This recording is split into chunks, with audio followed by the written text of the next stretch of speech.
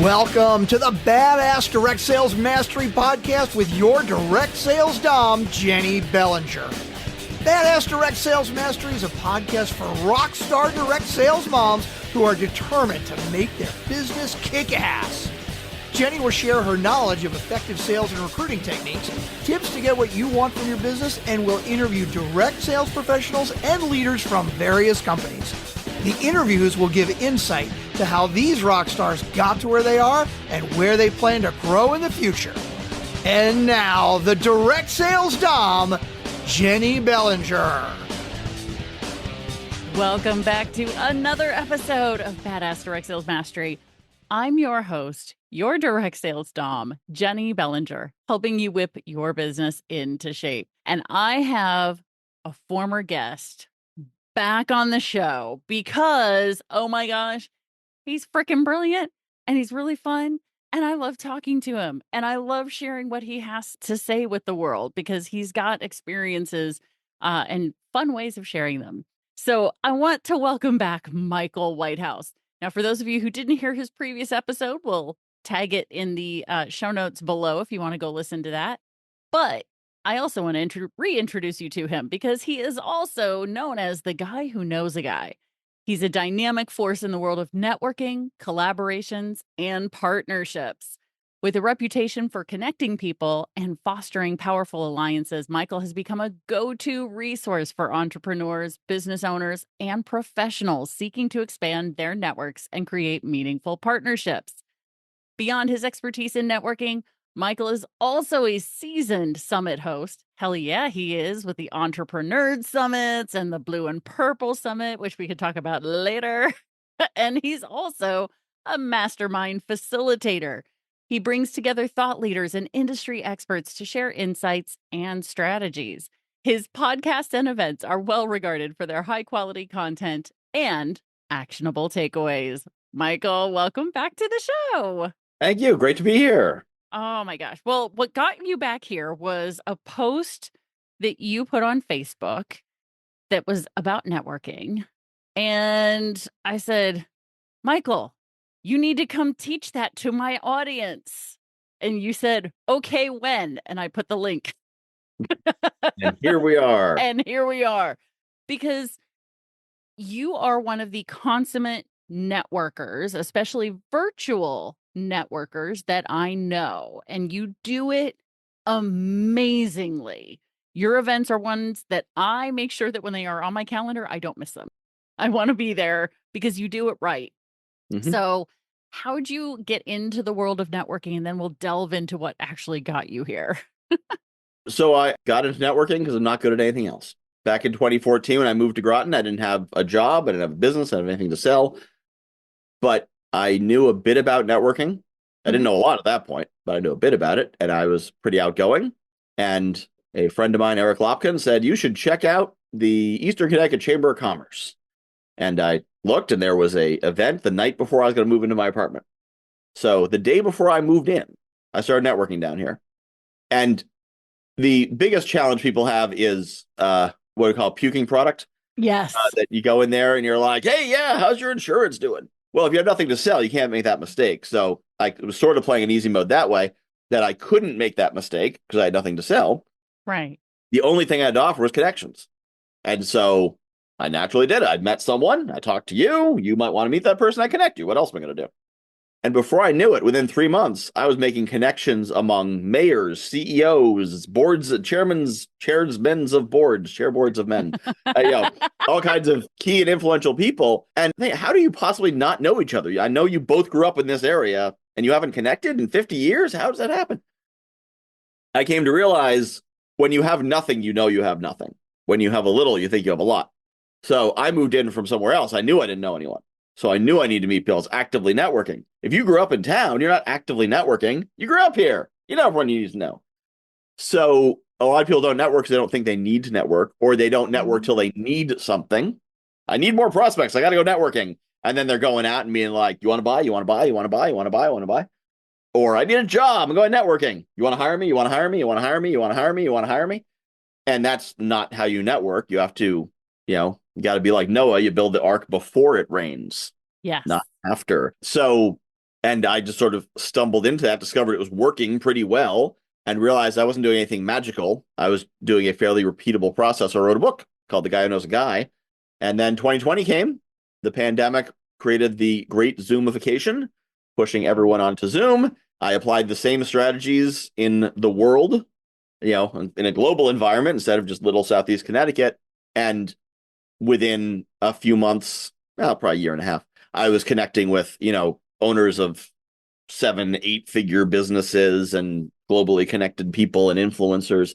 Same thing applied. When you deliver value to everyone you meet, they get to like you a bit, and they introduce you to people and say, this guy's a great networker. You should meet him.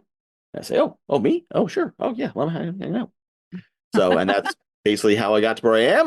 And over the course of, I think I've met with about 3,000 or 4,000 entrepreneurs. I've had 550 or so speakers across my stages. Some are repeats. There's only 350 individual speakers. Done about 250 interviews. So over the course of that, I learned a few things. Got to the point where people ask me business questions and I have answers. And like the answers just kind of, in the Matrix, how like they downloaded Kung Fu into his brain and he's just doing Kung Fu. I feel like that. People ask me, they'll say, yeah, I've got this. I'm trying to find my niche and I'm not sure where to start. And I will open my mouth and the answer will just flow forth. Like, oh, well, yes. So you want to start with a freebie and an email list. Da, da, da, da. And I'm listening to myself say, where did I learn that? I mean, it's right. But where did I learn that? Oh, right. Meeting 4,000 people. A couple things stuck in my head over the course of so, yeah. And that's how I got to be here. And I think the advantage you also have, which is one that I also have, and we both call it a superpower, is the ADHD piece, right? It's natural for many people with our version of ADHD because there are different flavors of ADHD, but you and I seem to have a very similar flavor of ADHD, which involves being able to soak up information like a sponge that seemingly is useless at the time that we soaked it up. And then all of a sudden it spits out later. Yep. And if you quiz me on it, I won't know. If you're like, what are these 7 parts of this thing? But I don't know. But if you ask me the practical question of what do I need for this? Oh, you need part 2 and 3. Oh, those are part of the 7 parts, aren't they? Yeah. Right, exactly. What am I missing in my business, right? And so I love how you ended up getting into networking, which is the fact that you didn't actually have anything to sell at the time that you started networking. So you went there to meet people. And I think the big aha for probably some of the people who are listening to this who haven't gotten into networking yet, or certainly have avoided it because they think I'm not a people person, or I'm too shy, or I'm too introverted, or I'm too whatever to go network. But really, you can't build a business without people. And networking is the way to do that. So I think that how they're approaching it is probably beginning to shift for them because of the way that you addressed it there. And so, actually, you mentioned I'm not a people person. Hey, humans are a social species. Yeah. We're all people. Like we're genetically driven to be that way. The humans who are not people did not survive to pass on their genes. We survived in community. Yeah. So now you may be overwhelmed by too many people. You may be stressed out, but I think really when people say I'm not a people person, it's often because you don't know what to say. Makes you feel awkward. And then you've internalized that identity. I'm not a people person because that gets you out of that situation. And that's usually because someone told you need an elevator pitch. And you don't need an elevator pitch. No. You should pitch the elevator pitch. It's a terrible thing. Because the whole idea of the elevator pitch is a magical phrase or magical word track that you will say that'll make people say, oh my God, that's so interesting. I must know more. Take my credit card. Yes. And such a thing does not exist. No. It's kind of like, what's the world's best pickup line? Like there is no pickup line that you could use in a bar that will make someone go home with you. Right. The only thing a pickup line does is start a conversation. The only thing an elevator pitch does is end conversations. But the only thing, like the best pickup line I ever used was, hello, my name is Michael. I don't think we've met. That's my pickup line. That's amazing. It starts a conversation. It is completely honest. There's nothing you can doubt about it. So same thing when you're in a networking environment, instead of saying, how do I shove my information at you, want to instead be saying, how can I provide value to the person I'm talking to? Mm. And if you start with that as your goal, that will inform everything else and make it easy. Because once you know what their problem is, it's easy. Right. If you meet someone and they tell you they have a problem, now value is positive, non-zero value. If you saw a YouTube video last week that is vaguely informative to the problem they have, that's valuable. That's more than nothing and better than everyone else in the room is doing because everyone else is giving them their elevator pitch. So in order to get to deliver value, first you're going to ask them things about themselves, find out what they do, what their goals are, what they're at this event to try to find, who are they trying to meet, and what the questions are don't matter. It's focusing on that value and being like a detective and searching for, just asking questions, get them talking about themselves so you know what they need. And eventually they will reveal a problem they have that you have a solution to. Either because you just met that guy over there who can help them with this, or because there's this book you read last year, or an article you wrote, or potentially even a product you offer. But you never talk about a product until someone says, I have this challenge. So, I'm not going to talk about the fact that I teach networking unless someone says, oh, I hate networking events. I never know what to say. Oh, really? Would you like help with that? And now we can have a product conversation because they just said, I have a problem and I'd like help. Mm-hmm. But until then, I don't tell them anything about me. I let them tell me all about them so that I can figure out what I can do to help them. And if you do that for everyone you meet, go to 10 events in a row and do that.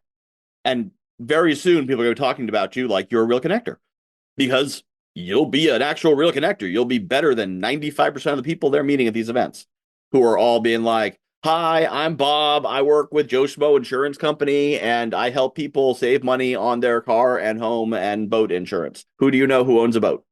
Well, that's a boring conversation. That's who you're compared to. So you have to be better than that. That's it.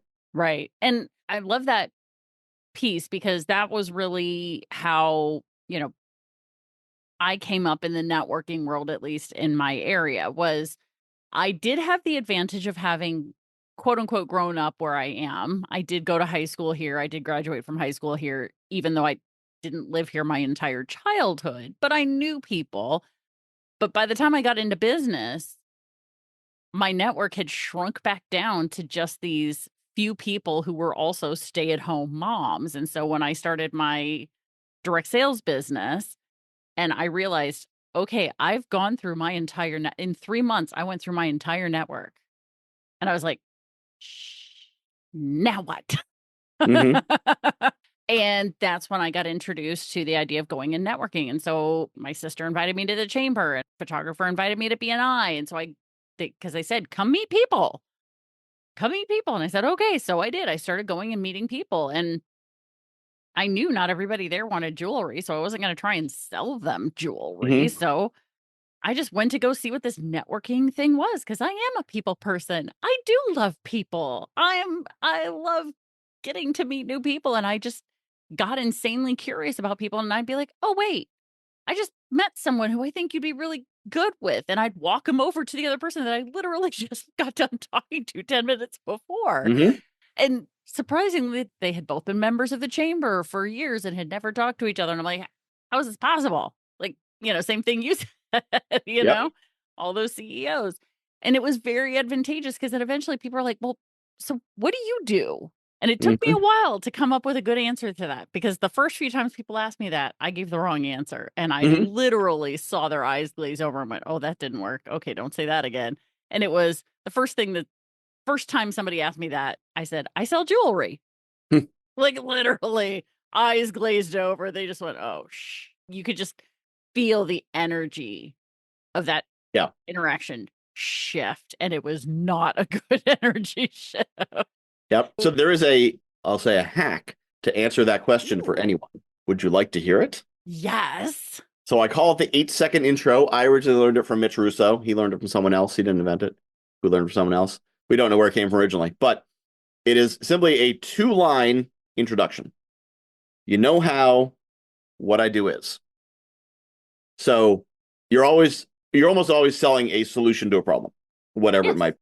So even with jewelry, jewelry, it might be like, how it's hard to find the right jewelry piece that represents you artistically. or something. See how much I know about jewelry. What I do is help people find the perfect expression in precious metals of their identity. Okay, don't use that. That one's terrible. But what I ended up figuring out was something similar. So I Mhm. didn't answer it with that exact formula, which I love your hack, which is how, and then insert problem here. Mhm. What I do is insert solution here, right? So what I figured out was when people would ask me, what do you do?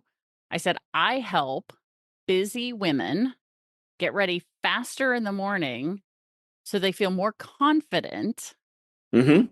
when they walk out the door and they're ready to kick ass in their day. And of course, people go, how do you do that? Like, do you dress them? What are you doing? Mhm. And so Yeah, then it's I the got same to, idea. Yeah.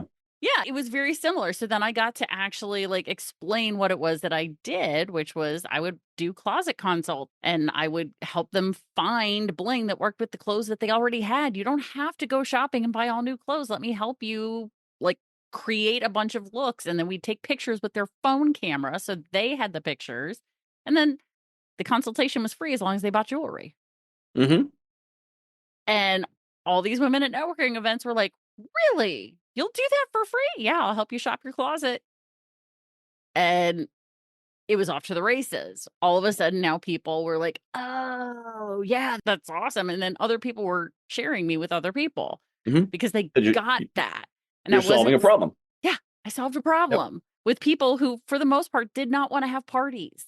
Yeah. One thing, I have a 9 foundational questions of business because I figured out there's basically 9 questions you need to be answering. And if you can't answer all 9 of them, then we know what's wrong with your business. And question number 4 is, what problem do you solve? Mm.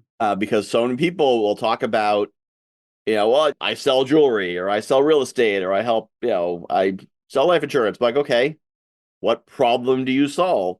Now, for some, like if you sell life insurance or if you sell insurance, the problem you solve is people need insurance. It then gets into why you and not someone else, which is a whole different thing. Right. But for example, I was talking to someone who does consulting for companies around diversity and inclusion. Okay. And when I asked her, like, why should someone hire you? And they answer things like, well, it's not fair to people to exclude them, and because many companies don't have an inclusive environment, and on like that. I'm like, cool. Why should someone hire you? Because everything you said solves the employee's problem, and they're not hiring you. So the problem you need to solve if corporations are hiring you for diversity work is they don't care about diversity. They want to make more money. They want to retain better employees. They want to get better staff. They want to be more competitive. Those are the problems they need to solve. Diversity is not a problem they need to solve. Diversity is a solution to a problem that they know they have. So that how what I do is format it forces you to think that way, and it differentiates. So realtors, you've been to a few BNI meetings, I imagine. Oh, God. Yeah. And 14 years of them. yeah, and realtors, financial advisors, those tend to be the worst offenders. I could cut any of them off 20 seconds into their commercial and I could finish it for them because they all say the same thing. Yep. I help buyers, and I help young families to find their perfect home, and I help people looking to sell their home to get top dollar and have the best possible experience. Yeah. Just like a million other realtors in this city, literally. Yep. Do you know 1% of Americans are realtors or real estate agents? Really? 1 out of 100 Americans have a real estate license. That's a lot of people. Yeah. So like Connecticut has 3.5 million people. That means that they have 35,000 real estate agents. Wow. Yeah. So you need to differentiate a bit. Yeah. So for a realtor, for example, and different realtors do different things. They don't all do the same thing. Some are focused on negotiating and like getting top dollar. Some are focused on streamlining the process and making sure you don't know how hard it is. Some are focused on finding the perfect home, but you may pay a bit more for it, but it's exactly what you want. Right. And so with that introduction, that differentiates who you are. So how buying a home can be the most stressful thing you ever do in your life. What I do is make it as easy as buying a loaf of bread. That's going to get different referrals than, how it's tough to know how to negotiate when doing a large purchase, such as buying or selling a home. I negotiate to get top dollar using some of the most advanced negotiating techniques available in the market. That's going to get a different introduction than the first person. Yes. and it's going to appeal to different. Because if you refer one of them and you say, hey, this person specializes in making buying a home the easiest thing you'll ever do, like, oh my goodness, yes, give me their card, I need them. Versus this person specializes in getting you top dollar for your home, like, whatever, I don't care, I just want to not deal with it. Yes, I don't care exactly. about. And in fact, sometimes, like when we bought our home, I'm pretty sure the realtor that our friend who was selling us the house was one of those top dollar people, and they tried to whittle us. Like we had a deal, and he's like, "Want 3,000 more," and almost blew the deal. And we finally had to just call the seller directly to tell the realtor to get in line and sell the damn house. But Yeah. she wanted someone who's going to take care of everything, make it easy, not someone who's going to get top dollar. Right. So, and that's same with a lot of those homogenous industries, sell life insurance, car insurance, mortgages, any of those, you need to differentiate. How is your company different from 100 others? Yeah. And you have to do that to put it into this, how what I do is format. Yeah. And so now to take that and bring it to network marketers, right? Because you go to any of these networking events, you're going to run into a few different Mary Kay ladies Mhm. and or other skincare / makeup consultant type things. You're going to run into a few people who have a health and wellness network marketing thing, whether it's a patch, because there's a few companies out there that are doing a variety of patches. There's a few companies out there that are doing shakes and supplements. Now you have to differentiate yourself from all of those other people too, right? And so one of the things I've tried to tell, for example, I tend to go to the essential oils example because it's the one that I can, from a customer standpoint, tell you I was so skeptical about essential oils as a former science teacher and someone who grew up attached to the healthcare industry. I was like, yeah, sure, an oil is going to make everything. Yeah, right. Like, I was very polite about it in public with other people, but internally I was like, yeah, no. Right. Until someone saw that I was dealing with the after effects of a migraine at a networking event. And she said, what's going on with you? And I said, I had a migraine yesterday, so I'm still kind of feeling like hungover from that. And so what she did was she went out to her car, brought me back some frankincense essential oil and said, here, put this on your thumb, stick it to the roof of your mouth. And I was like, okay. But at that point, I was already on Tylenol. I was already on ibuprofen. Sure. What's one more thing? Within 20 minutes, migraine gone. All Wow. the effects Yep. gone. The hangover feeling gone. And I went, holy crap. What was that magical stuff you just gave me? And she told me. And I said, how much? And she goes, well, and I said, no. I don't care how much it is. How much is it? Because it fixed my problem, right? So I told her, I said, girlfriend, you should be the migraine eradicator. Like, go around and be the essential oils lady who just eradicates migraines. Has she done it? No. Yeah. Yeah. Well, so she did. I mean, the first half of that story was a demonstration. If you have a demonstrable product, right, then that's huge. That's a challenge most of us have. How do you demonstrate how you sell a house when you're in a networking event? How do you demonstrate, even as a networker, it's hard for me to demonstrate my skills at a networking event. Right. Because it's not like, show me networking. All right, yes, I'm going to network now. Watch me network. Dance for me. Yeah, but if you have something demonstrable, then that's absolutely the place where you want to get them. And that's, so you want to state the value proposition and then get them trying it. And I think if we're so used to elevator pitches, we forget that our product actually does something. Yeah. We get so fixated in the sales process and we need to get them onto a call and blah, blah, blah, blah. No, you need to show them it works. And if you show them it works, they'll buy it. That there's a coffee that I drink from a particular network marketing company that has cordyceps in it. And someone had me try it and I tried it. I'm like, my mind is now clearer as I'm drinking it. Not a day later, not, after 5 applications. It's like, while drinking the coffee, I feel a difference. I'll take it.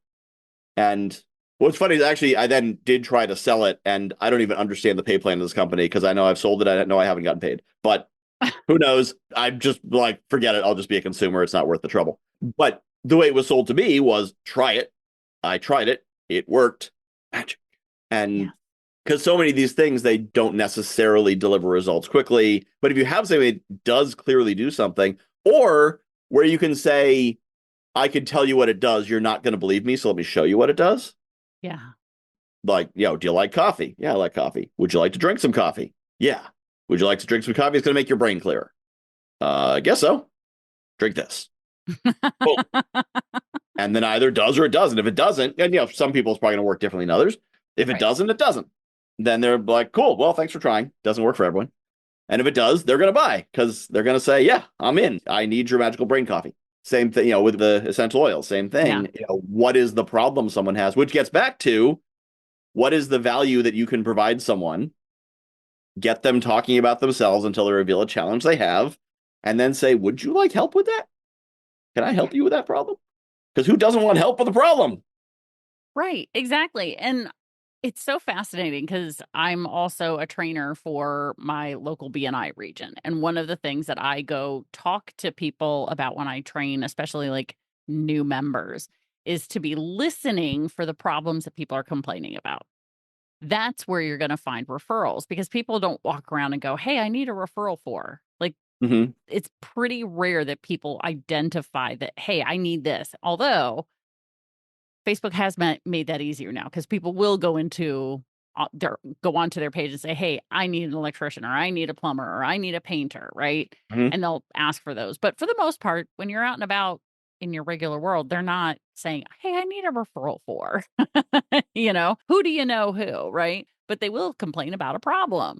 So by focusing on the problems and that your, networking partners solve, you can then be able to give the referral. Well, you also then have to know what problem you solve so you can teach them, Mm-hmm. Yeah. right? You have to be able to teach others how to do that because otherwise, guess how many referrals you're going to get? Not very many Yeah. because it's just going to be the ones that stumble across their lap where someone, so if you're a painter and someone says, do you know a painter? I need my house painted. Then yes, that's the easiest referral in the history of ever because it fell in their lap. Mm-hmm. But if you listen for the problems or the predicating problem, the thing that happens before the problem, Yep. right? Or before the need, oh, we're good. Yay, we're going to have a baby. Great. Do you need a nursery painted? Yeah. Well, and speaking of that predicating idea is also the predicating referral source. Yeah. So there's certain businesses lead to other businesses. Yep. And that's one of the concepts that I talk about is the different levels of networking.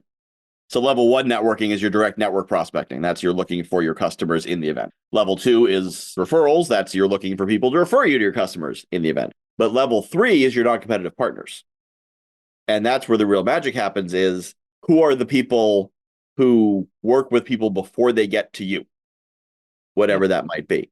So, a painter is probably going to be referred by general contractors, for example. I don't know a whole lot about the space, but You're general correct. You're contractors. correct Yeah. based on my understanding so Yeah. far. So, a painter wants to meet general contractors. A painter might also want to meet, drywallers or electricians or other people who might then need that downstream referral.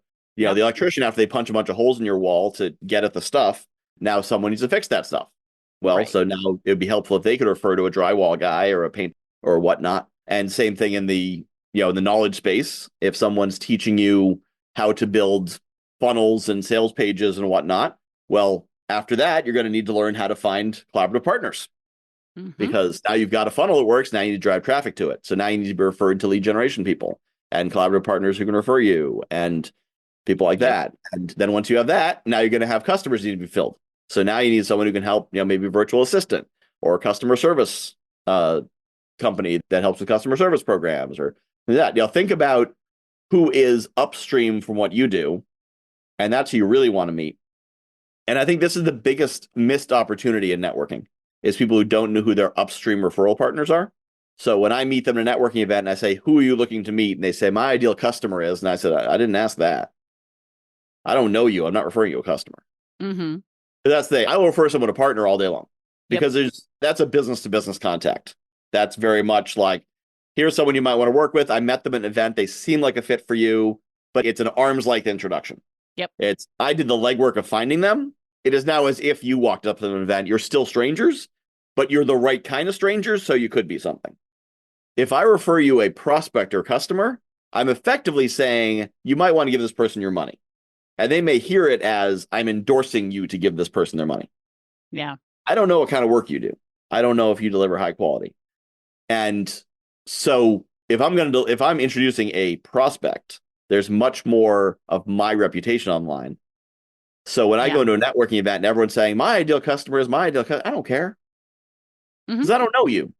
I'm not referring my network to you, a stranger, and I'm the guy who knows a guy. I probably know someone else who does what you do. I've known them longer than you because I just met you. Oh, yeah. So how are you different? And why? But at the same time, I may know 10 people who do what you do. But if there's an upline referral you're looking for, I'll make that upline referral to all 10 of you and let them figure it out. Yeah, exactly. Well, and again, this goes back to, going out to those networking events and running into other network marketers, right? Because there's going to, it's very rare that I go to a networking event and don't run into a Mary Kay lady, a Juice Plus person, some sort of essential oil, some other, shake health supplement thing, a patch person, because now everyone in my local area, like everyone in the St. Louis area who is networking on a fairly regular basis has an idea of who I am because I'm kind of a unicorn. Mm-hmm. So they send all those people straight to me as soon as I walk in the room. They're like, oh my God, Jennie's here. See that purple hair? Go talk to her. They want to send those people to me, right? So the Mary Kay ladies, the skincare people, the whatever, they need to learn how to differentiate themselves because their competition isn't just the other people who sell similar products. Your competition is also the other people who sell the same thing you do. So that differentiation is really important if you've got, if we go back to the essential oils conversation, if you've got two people who are in the same essential oils company, and one of them is like, oh, I sell all the oils that make all the things better, nothing happens in anybody's brain. But if one of them says, I help people with migraines find a solution that finally works, then all of a sudden everyone's brain goes, and I know, and I can feel it. Because every one of you who's just listening right now went, who do I know who has a migraine? Like, right? It tripped something in the brain. There was a tripwire in that introduction, right? So how people. Yeah. And the other thing is the other differentiator. So in my area, when I was in BNI and in that networking space, there were a bunch of isogenics people. Oh, yeah.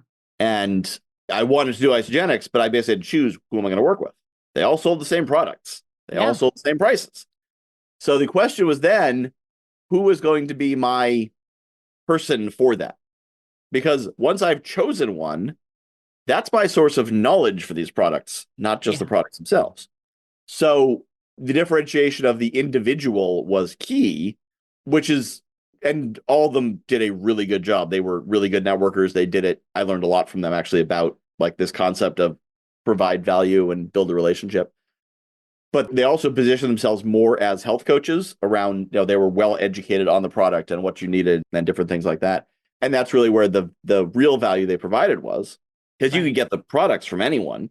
But the interesting challenge is if you pick the wrong person to buy them from and they don't actually know what they're talking about, well, you can't very well go to the person you didn't pick and be like, hey, could you tell me what to buy? I know you're not getting paid for it because I chose Susie over here, but could you cover for Susie's lack of knowledge? Yeah. But at the same time, if you're leading from, and this is part of the problem, I think a lot of people learn to speak as a member of the company instead of as themselves. So they say things like, I work with $1 billion company that's been debt-free since 1471. And anyone who says they work for a debt-free $1 billion company, I know they're a network marketing company. Yes. I don't know why that's a thing. It's like such a dog whistle of I'm with a network marketing company. But anyway, and as they say, I'm like, you just said things that mean nothing to me. Like, I don't care if your company's debt free or not. In fact, debt free seems like a weird red flag that you're not growing rapidly because most companies Well, leverage debt for growth. But anyway, but they focus on those some things. do, but and this is just an informational piece so that you're aware of this. Because one of the trends that has been popping up in this industry in the past 18 to 24 months has been companies that are switching away from an MLM model and going to more of an affiliate model. Almost every single one of the companies that has done that had acquired too much debt and then took money from venture capitalists who then told them to get rid of the MLM model, switch to an affiliate model because they were paying out too much money to the leaders who had built these huge organizations. Okay, interesting. So the debt is a vulnerability. It means they're about to screw their people. But that Again, debt-free that's thing, industry jargon that is important for people who are aware of the industry. So that's the same thing as an insurance person dropping industry jargon that means nothing to us as the consumer of the industry of insurance. So the kind of people who are big MLM players, the ones who build a team and then go over here and build a team and then go over here and build a team, they care that they're debt free because they're less likely to get screwed by that company being, selling them out. So that makes sense, but I don't need to hear that in a BNI meeting. Exactly. I agree. And me. that's why I brought up the fact, well, let's educate about why people are saying that, because there's probably a lot of people, network marketers, who are saying it who don't know why they're saying it. Yeah. They're being told that it's important, but they don't understand why it's important to say, because hell, even I was saying my company back in the day when I was with Park Lane Jewelry, and it's still true, is a debt-free company. They're family owned. They don't take out debt. If they can't buy it outright, they don't do it. You know? But, why do I care? But I didn't get why that mattered, but I didn't go and throw that around for people until we were having the discussion about the business opportunity and why it was beneficial. But I didn't go throw it out during networking stuff because I'm like, nobody cares about that crap. And that's it. You need to focus on what it is people care about, which again comes to listen to them first before you start blah, blah, blah, blah, blah, blah. Exactly. You really want to be, ideally, you want to be in the position where you've helped someone once or twice or three times, and they're almost embarrassed to reveal, I don't really know what you do. You're like, I know. Would you like to? And now you could be like, you could whip out a laptop and do a 45-minute presentation at that point. Yeah. Because they feel so indebted because you've already made 2 introductions and referred them to a book. And they're like, everyone else here tried to sell me something. You've just been are you an angel? Why are you here? Yeah, exactly. Oh my gosh. Okay, so we could continue talking because obviously we have, between the two of us, decades of experience in networking. But you've actually narrowed some of this down and you've created this wonderful guide that can help people learn how to use networking to create 6 figures of income. So tell us about that. Yeah, so I created 5 steps to 6-figure networking. Woohoo! And I run an event called JV Connect, which is a quarterly dedicated networking event. And the way that came about was I went to a lot of networking events that were a lot of things that weren't networking. Reminds me of I was at a bar once and I asked them for a glass of whiskey and they said, "What do you want with it?" And I was like, "A glass? What else would you put in whiskey? It's whiskey. Right. Why are you putting?" And nothing makes whiskey better other than more whiskey. Same thing with networking. Nothing makes networking better other than more networking. Entertainment doesn't make it better. Speakers don't make it better. Music doesn't make it better. Yeah. Putting the right people in the room and letting me talk to them. That's what I go to networking for. So I built JV Connect around that. It's a virtual event, and it is networking with the side of networking. Fabulous, by the way. It's one of my favorite networking events now. Thank you. Yeah. And I basically took all my pet peeves and made sure they weren't in it. And that's how I built this event. But then I realized I wanted to give people a quick crash course on things to know. Now, I've built the event with basically guardrails. So unless you really set your mind to it, you can't mess it up. Because I tell you, okay, you're going to go into a breakout room. And while you're there, do it this way. And then get on calls with people and then do that. So there's signposts along the way. But people wanted to have an idea of what to do. So I created this 5 steps to 6-figure networking that gave them basically 5 simple steps. The first one is know your goal and why you're there. And I don't want to give them all the tips because I'm not giving them all away. Okay, good. I'm like, yep. No, I'm just telling the first one. Just tell the first one. But yeah, because that's one of my, again, biggest pet peeves. When I go to a networking event and I say, yeah, so Jennie, what brings you here to this event? And they say something like, oh, I just want to get out in the community and see who's here. And I really want to just point to the room and be like, congratulations. Mission accomplished. You can go home now. You've seen who's here. You've seen who's here. Is this a scouting mission? No, why are you here? Right. But, and it's so often people go to networking events. I don't know why I'm here. I'm just, someone told me I should network, so I'm here. And they have no idea what they're there for. So, if you just stop at step one, that's going to get you a good part of your way there. But, and then of course, you'll get the other 4 in the course, but simple 15-minute video where I go through all 5 steps. And they apply, JV Connect is built around them, but they'll apply to any networking space you ever go to. And they'll give you a mental framework of what you should be doing as you're going through. And some really powerful concepts. I love it. And of course, my badass crew has heard me say this before, but guys, it's called network marketing, which means 50% of your job is to build your network because it's in the title, network marketing. If you don't build your network, you have no one to market to. So there you go. So if you want a simple thing, 15 minutes, y'all, 15 minutes to learn some of the concepts that took Michael and I years. And for me, thousands of dollars that I have paid to learn these things. I was clever. I was broke for a while, so I didn't spend any money. There you go. Yeah. But now you guys can get this information, get these 5 tips to go build yourself that network. So we've got the link in the show notes, the episode notes. So for my badass crew already knows how to get there. But just in case this happens to be your very first time here, all you have to do is grab your phone, as long as you're not driving, click on today's episode, scroll under Michael's picture, and you will see the link to the course. That is the 5 tips to 6-figure networking. So, Michael, thanks again for being here and sharing your brilliance with my audience. I'm so happy. I love the way you network and I love the way you show up in the world. So thank you for being here. Well, thank you for having me back. Absolutely. And badass crew, you know how this goes. Stay tuned because there's another badass episode on its way. Thanks for listening to the Badass Direct Sales Mastery Podcast with your direct sales dom, Jennie Bellinger. Why are you waiting to go to badassdirectsalesmastery.com? Don't make the dom get her whip. If you enjoyed this episode, make sure to share it with another rock star that you know in direct sales after you subscribe to the podcast so you won't miss any future episodes. You can also check out the show notes for links and any contact information mentioned in today's episode. We'll see you next time.